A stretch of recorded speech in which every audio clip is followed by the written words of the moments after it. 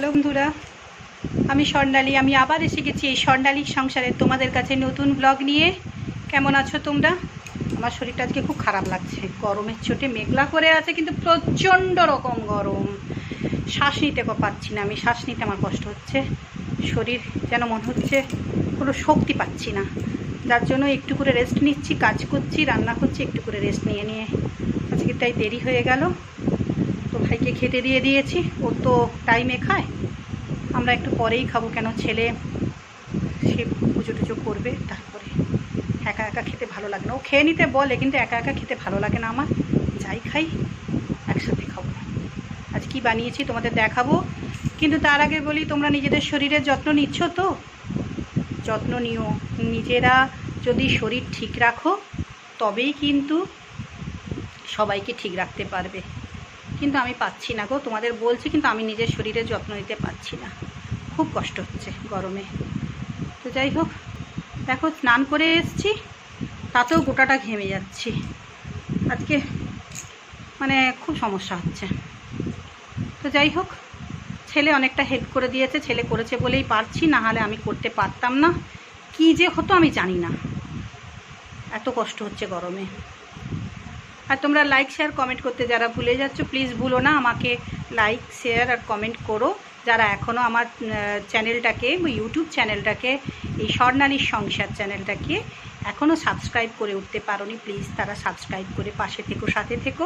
যারা করছো তারা তো করবেই, আর যারা ফেসবুক থেকে দেখছো তারা প্লিজ ফলো করে নিও, আমার পাশে থেকো। তোমাদেরকে আমি চাই চাই চাই, ভীষণভাবে চাই। তো যাই হোক, আমি বারবার তো বলছি, আমার ভুল ভ্রান্তি যা হবে তোমরা আমাকে কমেন্টে জানিও।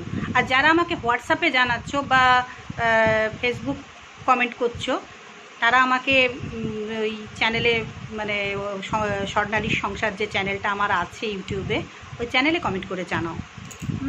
তাহলে আমি খুব উপকৃত হব। যদিও করছো, আমি সেটাও চেষ্টা করছি, কিন্তু যতটুকু আমার করার, আমি একা ভিডিও করি তো আমার খুব অসুবিধে হয়, একা হাতে পারি না, এই হাত কেঁপে যাচ্ছে।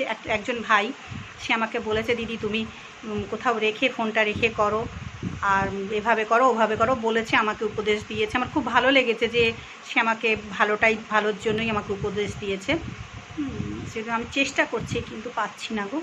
আমি আরও চেষ্টা করব, নিশ্চয়ই চেষ্টা করে যাব, তোমাদের কথা আমি রাখার ভীষণভাবে চেষ্টা করব। তো আজ কী করেছি তোমাদেরকে দেখাবো। আবারও বলছি, সবাই খুব ভালো থেকো, হাসি খুশি আনন্দে থেকো, তোমাদের শুভ হোক, মঙ্গল হোক। আমি সব সময় এই কামনা করে থাকি, ঈশ্বরের কাছে করেও যাব যতদিন দেহে এই প্রাণ থাকবে। তো যারা আমাকে ভালোবাসো তারা তো অবশ্যই ভালো থাকবে, যারা ভালোবাসো না, খারাপ বাসো, তারাও ভালো থেকো।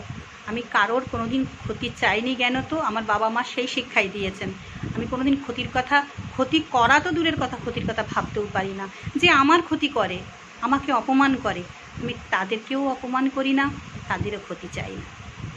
তারা যদি আমার ক্ষতি করে, অপমান করে আমাকে ভালো থাকতে পারে, থাকুক, ঈশ্বর আছেন, তিনি সব দেখছেন।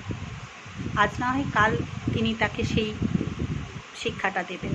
তবে আমি অন্য কিছু শিক্ষা চাই না, মানে আমি শুধু চাই তিনি যেন মনে ভাবেন, অনুশোচনা হয় যে আমি এই মেয়েটাকে এত কষ্ট দিয়েছি বিনা দোষে, তো কোনো দিন কারোর খারাপ করেনি, আমি কোনো খারাপ কাজ করতে পারি না। তার কারণ, এই গ্যারেন্টি আমি অবশ্যই দিতে পারি, তার কারণ আবার আমার বাবা মার রক্তটা আমার শরীরে আছে, আমার বাবা মা সেই শিক্ষাই দিয়েছেন। আমি কোনো কিছু খারাপ করতে পারি না। আমার খারাপ হয়েছে, আমি যার উপকার করেছি সে আমাকে আমার অনেক ক্ষতি করেছে, আমাকে অপমান করেছে ভীষণভাবে। অন্য লোক হলে হয়তো করতো না দ্বিতীয়বার, কিন্তু তারপরেও সে যখন বিপদে পড়েছে, সবার আগে কিন্তু এই আমি ছুটে গেছি। আমি কিন্তু কোনোদিন ভাবিনি যে ও আমাকে আমার সঙ্গে এই ব্যাপারটা করেছিল, আমি কখনো ভাবিনি, ভাববও না। যতক্ষণ আমার হাত পা চলবে আমি সবার উপকার করে যাব।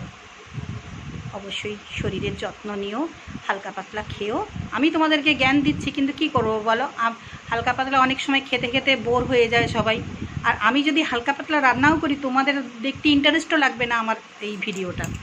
তো চলো, কি রান্না করেছি আজকে, স্পেশাল কিছু করেছি, স্পেশাল চিকেন বিরিয়ানি করেছি। কারণ আমরা বাইরের খাবার একদমই খাই না বলতে গেলে, আর বিরিয়ানি বাড়ির রান্না ছাড়া আমরা বাইরের রান্না একদমই খাই না, খেতে পারিও না। অনেক সমস্যা আছে, তোমরা সেটা ভালো করেই জানো। আর এই যে রায়তা করেছি, ভাই খাবে না বলে ভাইয়ের জন্য সাদা ভাত, দুধেশ্বর চালের ভাত, ওকে খেতে দিয়ে দিয়েছি, ওর খাওয়াও হয়ে গেছে। আর এই যে স্যালাড কেটে রেখেছি, স্যালাড। এটা আমি ছাল ছাড়িয়ে কোনো রকম রেডি করে দিয়েছিলাম, ছেলে এই পিস পিস করে কেটে দিয়েছে। ও আমাকে অনেক হেল্প করেছে, ও না করলে আমি আজ কিছুই করতে পারতাম না। যে শসা, পেঁয়াজ, কাঁচা লঙ্কা, লেবু, টমেটো যেটুকু ছিল সেটুকুই করেছি। আর ভাইয়ের জন্য করেছি যে আলু দিয়ে ডিমের ডালনা, একটু ঝোল ঝোল, ও বেশি গাঢ় খেতে পারে না, একটু ঝোল ঝোল করেছি। আর বানিয়েছি চিকেন কষা। এটা কষা কিন্তু এর মুরগির জল অনেক বেরিয়ে যায়, আর গ্রেভিটা হয়ে যায়। তো চলো আজকে রান্না এখানেই সমাপ্ত, তাহলে রাখি। আবার আমি আসবো এই স্বর্ণালীর সংসারে তোমাদের কাছে, আমি স্বর্ণালী নতুন ব্লগ নিয়ে। টাটা।